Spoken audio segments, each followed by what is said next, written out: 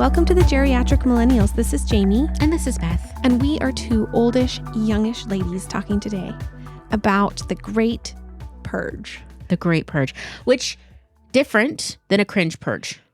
Very different. Very different. Although I feel like a cringe purge can be incorporated into a great purge because it's good for the soul. Both are. Yeah. What in your mind, what is the Great Purge? Like, what are we even actually talking about? So this all started because I started going through everything in my home and beyond. So it's like, I started going through all of my stuff and I'm like, I had a goal of kind of getting rid of like 25% of my stuff and really just kind of evaluating and then kind of like it went from stuff to like even like digital things and this is all kinds of different things in my life. And so I wanted to talk about it a little bit today and give our tips and tricks for when you're like in that place when you're ready to let go and how that works. And how you're you're in the place where you feel like something has to change.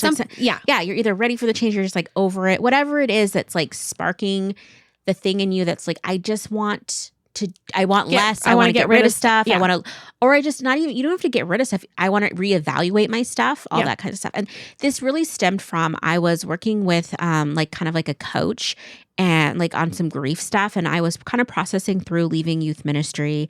And we were talking about like in grief, a lot of times, you know, like when somebody passes away, there's a funeral and it just kind of like puts like, it kind of like says like, okay, this period is done. Not the period of grief, but like, you know, like, okay, I've lost them. I'm thinking about them, blah, blah, blah. And then you have the memorial service and it just kind of gives like okay, now it's kind of the next thing. But a lot of times when you're grieving like transition in your life, there's not that same like ceremonial thing. Right. And so I was like, I need to like commemorate this part of my life in some type of way. And so I had all of this like youth group stuff in my house, like pictures of my students and me on like trips and like all kinds of adventures. And then like I had a huge box of cards that they would send me, little notes and like just memories from that era. And I mean, it was like from the time I was like 26 to the time I was like 40 something. So it was a lot of stuff. And so I was like, I need to go through this because like, as I was looking at the stuff in my house, some of it was not making me feel happy about the experience. It was making me feel sad. And I'm like, I don't want that in my space. And so it literally I just started going through things and like, it was wild to just be able to just kind of throw away cards that kids had given me and things like that. But I was like, I would look at something, I'm like, this person's not even in my life anymore. Like, I don't talk to them. Like, we're going to let it go. And so I throw away stuff my kids and husband give me on a regular basis because so it's just a different kind of way to, you know, you are a lot more sentimental. So you've hung on, like you have boxes of things from your childhood. Yeah. And letters different. And things like that. And I don't have any of that in my life. Yeah. And so like, that's been a thing for me is like over the years of trying to not do as much of that. But so in all honesty, like in youth ministry, a lot of what you do is really hard and there's no reward. Mm-hmm. Right? Like you're doing it for the betterment of society. Also, you don't get to see what comes of it. You don't get to see hardly any of the like fruits of your labor per se. Like, I mean, you could invest in a kid for like 10 years, you know, 7 years, whatever it is, 5 years. And that's it. Like one day you just never talk to them ever again. And so you're like, cool, like awesome. So anyway, it was just like, that was a big time of transition for me. So I started there. So I like started going through stuff and then it was nice because like stuff I wanted to have like the memory of, but didn't want to keep physically, I would scan it. I threw a ton of stuff away. And then I have like one small box now of things that were actually super meaningful. And like I go back to and well, good for you. Yeah. So that's how it started. Okay. And then it just was like, you know what? I should go through my other memory boxes. So I did the same thing and I just started going through all of this stuff. And I'm a big fan, like I know you get rid of, but you know, I think as we get older and I see my friends too, it's like, you know, I do know we have to get rid of things, but if you're a sentimental person, I think it's nice to be organized in it. And I think it's really nice to have stuff that's for you. I think a lot of times I see my friends, they keep stuff that their kids gave them and different things like that. But I'm like, well, what? You've done stuff too. Like, where are your little trinkets and mementos from stuff? And anyway, so I started like by I got some of those like just plain paper photo boxes that you can get like Michael's for like $4 on sale. Okay. And I labeled them for each decade of my life. And so that as I was going through stuff in my home and going through stuff in old boxes, I would be like, this is from my 20s. I do want to keep this. It holds a memory that's important. And it's like this triggers something. And I'd put it in that box. So it's now I have just like a few boxes from every decade. And I just like keep going through and like purging and like narrowing down. And That's cool. That's a good system. It's super easy and I love it because when I come across something, I know exactly where to put it and then I can go revisit later and like do another purge. Again, it started with memory stuff and then I'm like, oh, I need to go through this drawer, and all of a sudden it spiraled into my whole house. I feel like that is a lot of emotional work. It was, yeah. But once I got started, it was so good. And it really just like it started making space for other things. Yeah. So like the very next thing I did after that was my books because I had all of these books and I'm like, you've read this, you're never going to read it again. And so I like in my poor group chat, I just kept posting like, anybody want this? Anybody want this? Because I was just like, get over it. And so anyway, I just thought it'd be kind of fun to like talk about that process and just some of the things like you're very good about it, but like some of the things that I too found along the way of like, that was super helpful when you're like trying to make those decisions. Yeah. Yeah. And I mean, none of this is like groundbreaking or new necessarily. I mean, everybody's heard of like, does this spark joy? That like whatever. And the Marie Kondo method. Yeah. There's all that kind of stuff. But I think sometimes to see it in practical, real ways is nice. And like, I did it like over the course of several weeks and it was super awesome. And I know some of this stuff is a place of privilege because like not everybody has stuff necessarily. Not everybody has like the time or ability to like get through stuff because they're very busy. Yeah. But I do think if you can create and carve out little spaces where you take the time to just do like 5 minutes a day or 5 minutes a week or whatever it is, it can just put you on that path to, again, creating space in your life in all different kinds of places to like have it be better. Well, one of the tips that I have that may or may not be helpful to anyone is that when you move, throw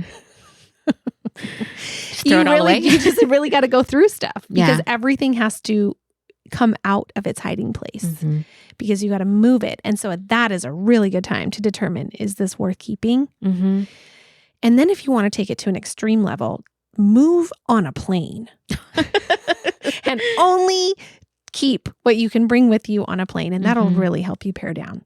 Now, how realistic is that? I don't know. But if you ever have that opportunity and you have that experience, you will understand that things hold less and less value when you have to pare down to the bare minimum because there's nowhere for it to stay. Because you're not going to pay for it to be stored. So I've done that a couple of times in my life. And I will say that was huge. That was huge because it really helped me to determine what I wanted to hang on to and what I could let go. And I haven't missed anything. So one of the big moves was when we moved to Hawaii. And I couldn't bring a lot of the things. I had to rebuy a lot of the stuff that I was just going to have to turn around and use, things like a toaster or a blender or a crock pot or whatever, because, you can just buy those again. And that was kind of annoying because I didn't want to have to do that. But it was just cheaper than trying to ship all my stuff. And so anyway. Yeah. Or and you have to go through stuff. Yeah, no, I think that's super helpful. And, I look at my mom has been in the process of building a house and whatnot. And I think that's one of the things, looking back now, she wishes she would have done because she moved from our family home. Everything just went into like a storage unit. And now as she's starting to pull stuff out, she's finding like, why did I save this? Like, this is not, I've been saving this for this many years and paying rent on it, Yeah. So one of the things that I really found helpful is as I was purging stuff, like I had a very specific place that I was putting those items and I did not delay in taking it and getting rid of it. So I immediately, I remember I was so dog tired because I had been working like a whole Saturday and I was just going, everything I touched, I was deciding if I wanted it basically. And I think I was actually going through the kitchen at this time, which it was so good because I would open up a cabinet that was sometimes you have those really deep cabinets and you look back and you're like, I didn't even know this was back here. Yeah, I haven't used it. Haven't used it in years. I'm like, what? I'm like, but Beth, it's really nice. It's a really nice Tupperware. It's a really nice this. I'm like, guess what? Someone else is going to love it. And it was so nice to just kind of pack it all up. And I remember being so tired that I was just like, you know what though? It's a Saturday. I look disgusting. I've been working for hours in my house. I took everything downstairs, which it took me 4 trips to my car to get everything in. I drove immediately to a local community thrift store and that goes to actual our community to make it better, not just some of the bigger ones that just are for profit in the reality. Anyway, so then I just gave it I just took it all. And so like there was no time to like go back, oh, maybe I should keep that, or like just having it sit in my car for 6 weeks. Like that was huge to just immediately get rid of it to the end. Push. Yes. And then it made more space. The task. Yes. Cause then it made more space for like when I kept going, it just like there was constantly space to put stuff, and I just was a constant in and out. So that was super helpful. Yeah. One of the habits that I have developed is that I have an area or a basket or a box in a specific place in my home that as I come across things that I'm just like, okay, I'm done with this, but it's not really trash. Like somebody could actually use it or want it. I have a place where I can put those, but it's not an entire like carload. And so I don't want to make a trip to the thrift store with one item. Yeah. So I have a spot where I just let it accumulate, but it goes somewhere. So instead of putting it back in the drawer or back in the closet, I'm just like, no, I'm done with this. And I go put it in that specific donation box.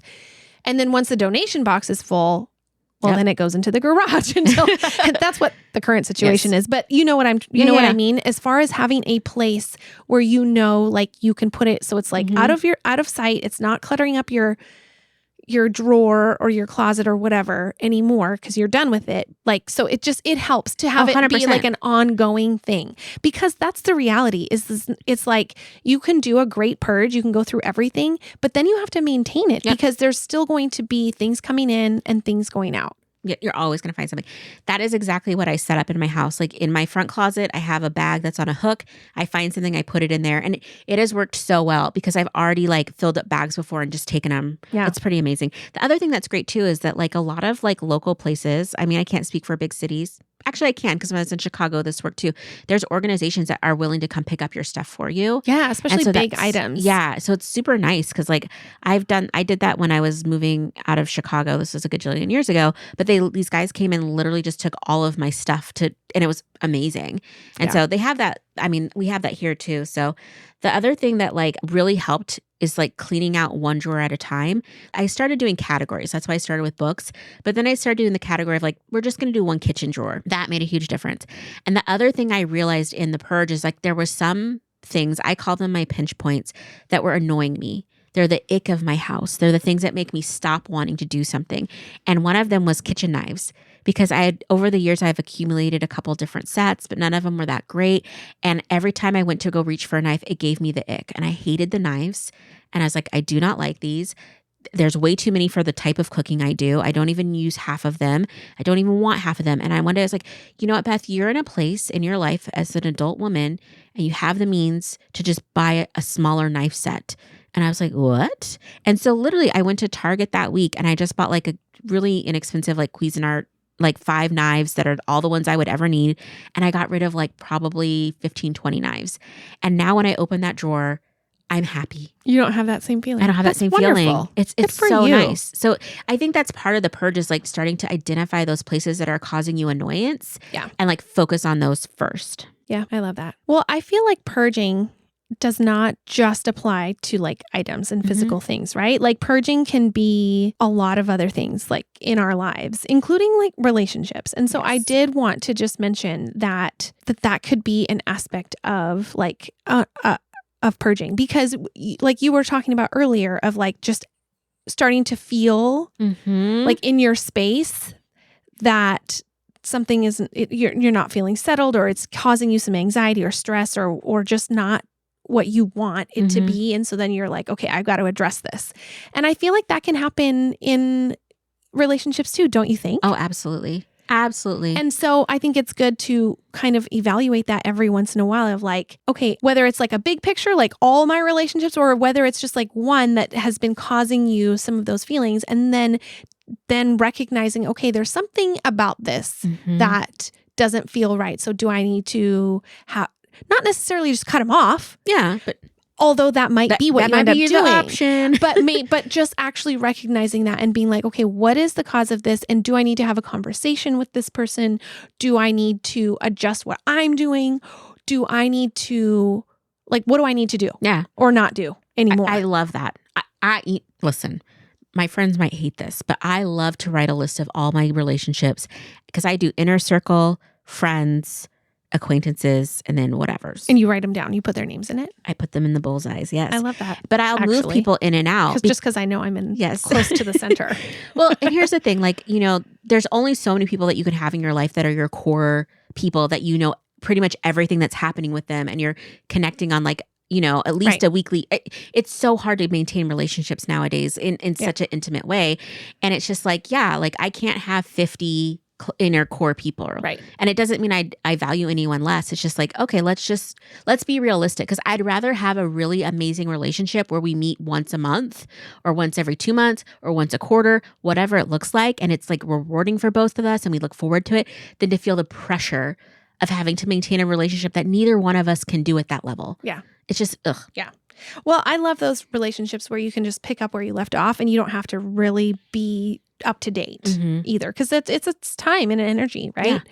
Yeah. And I think one of the things that I heard recently that really resonated with me when it comes to friendships and making those evaluations is that a friendship is made up of deposits and withdrawals. Mm-hmm. And so in order to be in that friendship and have it feel healthy and balanced, there has to be both. Yes. Withdrawals and deposits. And I have that it resonated with me because I recognized that looking back at some of the friendships that I've had that felt a lot more one-sided, and it's because there was a lot more withdrawals from me, but not the deposits. And so when I started to recognize that, I've backed off. Yeah. And I'm just like, okay, you know what? I'm feeling the need for some deposits from this person, and I'm just going to wait and see if that happens. And if it doesn't happen, well, there's my answer. Like, I don't need to continue to put in a lot of effort to make deposits to them. Or do you know what I'm saying? Absolutely. Well, and I think that's such a healthier way to look at relationships, right? Like, I'm not that everything is transactional, but but relationships are. There has to be a little bit of back and forth. Like, it is the suckiest thing in the world when you're in a one-sided relationship. It's just like, cool. Like, I think that's one of the hardest truths too, is like when you have a friend and you think you're amazing friends and you stop being the one to like reach out, and all of a sudden they just go silent, and you're like, oh, okay, it wasn't what I thought it was. Yeah. And it's just like, okay. All right, fine. Time to purge. Let it go. Another thing that really helped me as I was getting rid of stuff was that I had to let go of perceived value, because there's things that I have purchased that cost a lot of money. I used them for a while. Sometimes I didn't. And I was holding on to them because like, maybe I can sell this on eBay for $10. Yeah. And I just had this box of stuff that I had for eBay for years and years and years. And finally I was just like, are you going to ever sell this on eBay? I was like, no. And I was like, do you think it's worth hoarding it and carrying it around, and you've moved it 6 times now? Is it worth it to you anymore? I'm like, no. I'm like, then we're going to let it go. Yeah. And that has really helped me. And I do want to recognize that not everybody has that option, because like sometimes you do need to sell stuff to just survive. And I appreciate that.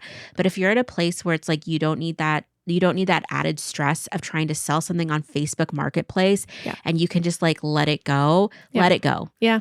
Because it takes up space in your head, It does. It's the worst. You mentioned something that you were doing about like the physical things, the photos and things, and like transferring them into like a digital format.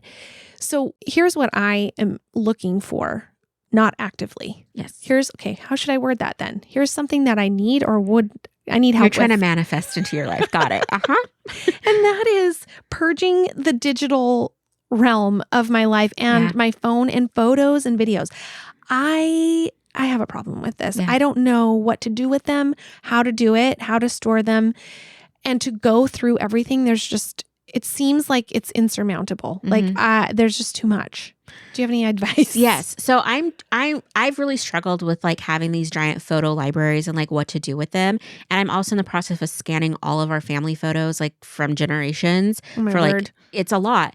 And like, so for the scanning purposes, I'm just using a Doxy. It's a little portable scanner, and I like it because I can sit and watch TV and I just feed them through, and it goes pretty fast and whatever. Are they archive quality? Probably not. Do I care? Not really. But the thing that's helped me the most is like, number one is that in my phone, I heard this tip a long time ago, because like I do screenshots. I take random pictures of stuff. I don't ever want to see that picture again. It was just to have information to buy something. And now it's clogged up my system. And so this person I saw a long time ago, they said what you do is you go into your Photos app and you just search by the day. So it's like July 17th or February 21st, whatever the day is. You put that in and it'll bring up all the pictures that are marked from that day. And you just do a quick delete of any picture that day. So that's a really easy way that's like not like super intense to like go through pictures quickly in like 5 minutes or less. But you have to go through every day though. This is the thing. But if you forget a day, you forget a day. Do you do that every day of your life? Is that what you mean? Yeah. So like on Monday, I do Monday the 27th. On Tuesday, I do Tuesday, or it wouldn't be Tuesday, but the 28th. Like, so every day of the week, every day of the month, if you decide to do it for a month, you would just do like January 1st, January 2nd, and March then all from just that year or all the years? It'll pull up all the years. So you just put like May 15th and it'll pull up all the pictures that are like from May 15th in theory. It's not perfect, but it's a good way to start. If I started that in one year from now, you would have gone through all your pictures. Okay, yeah. I see what you're saying. Okay, I like that. Because it's like, again, it's one of those things that you could do like, like you're riding in the car. Well, if you don't get car sick, but, if you're riding in the car or you're waiting for your kid to come out of soccer practice, like, I'm going to take 5 minutes and I'm just going to do this day's photos and then it's good. And then sometimes I'll miss a day. So maybe I do 2 in a row or something. Yeah. Or I'm feeling frisky, just pick a random day. But I've been able to cut out a lot of like, I like that. Unnecessary stuff. Yeah. And then for the other things, like I decided to just go with Dropbox. Like I upgraded to like a premium Dropbox. It has like a ton of space and I've just been like uploading all of my pictures up there.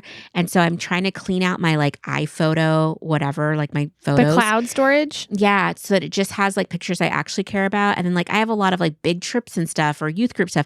I don't necessarily need to see that every day. So I have like a hard drive that I have a backup of, and then I have a Dropbox. And what's nice about the Dropbox is then I can share it, right? It's like, hey, if anybody wants these pictures, here's the link, blah, blah, blah. Okay. So that's been helpful too. I might need to learn how to do these technological things. The other thing with tech too, I realize is like, we get our computers that are just clogged up with stuff. And so like, I've really been taking the time to go through like my documents and actually sort them and delete them. And is it 100% necessary? No. Am I doing it? Yes. Because like now I can find stuff. Because you're in this great purge. I'm in the purge era. So, the other thing I've been doing too is like when it comes to emails, like I know a lot of people have like tons of thousands of emails or whatever, but when I'm getting emails in my main inboxes now, I'm like, oh, is this a newsletter I still want or information I don't want still? No, unsubscribe. Unsubscribe. Oh, yeah. It makes such a big difference to not get those notifications. And then whatever's coming in is real. And it's like, oh, these are real action items I have or whatever. So that's kind of how I'm starting with my digital. It's a very much a work in process because it's like there's so much. Like I discovered I have like, I don't know, 6 or 7 hard drives full of random stuff. And some of it is like just repetitive, but some of it's like really great, like memories, or it's great information to have. And, I just find random stuff that I want to have access to, but I want it to be clean and easy. Yeah. So, well, it sounds like you have kind of a system. Yeah. Which is great. I think too, my main system is like, don't stop. Like, in all honesty, like I was getting ready for like a girls' night at my place. And like, I'm under the delusion that my friends are completely out of their minds and will be looking at every aspect of my home in ways that no person ever would. And so I was cleaning out my You mean coming in with white gloves to inspect your baseboards? Yes. Well, and like I was last night, I actually was like cleaning up my bathroom and I was like, I have a ton of art everywhere in my house. And so I'm like cleaning the tops of all of the picture frames to make sure everything's dusted and things. I'm like, nobody's going to be rubbing on your frames. No, but and I will say that if they even saw it, I don't know that it would register. Yeah, like nobody. There's dust. Like it's fine. But the main thing I was worried about is I have a little cart. Listen, I give beauty recommendations all the time to my friends. I give them on the show, all the things. So I have like a huge amount of beauty products in my bathroom. I have like a double tier serum stand, and then I have a full cart of beauty. It's everywhere, and I'm like, somebody's going to come into this bathroom and they're going to start snooping and going through all of this. Is my medicine cabinet out in the open. I need to make sure this is organized. Is that going to happen? Maybe, maybe not, but probably not. Like I can't imagine my friends like rifling.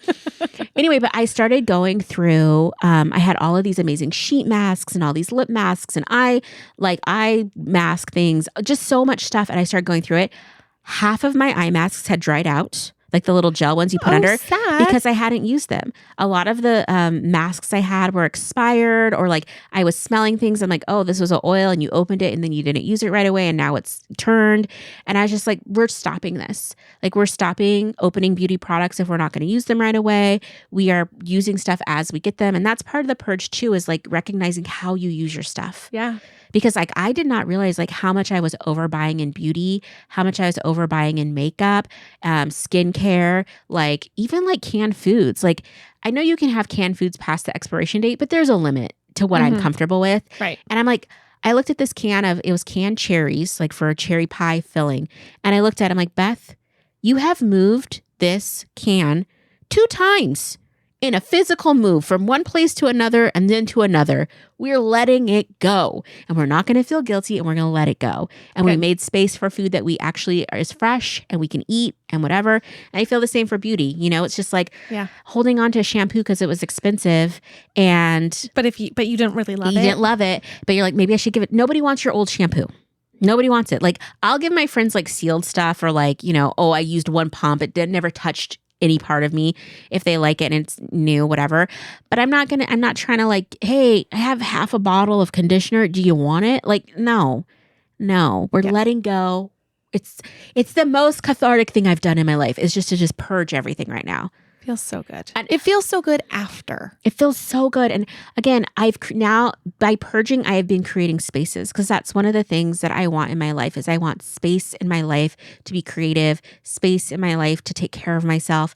And that's one of the things I realized is that like my home was kind of chaotic because it was like I was trying to do everything in all the space. And I realized I'm like, Beth, there's specific things that you would do in a kitchen. Like you would cut food, you would cook food, you'd do all that stuff.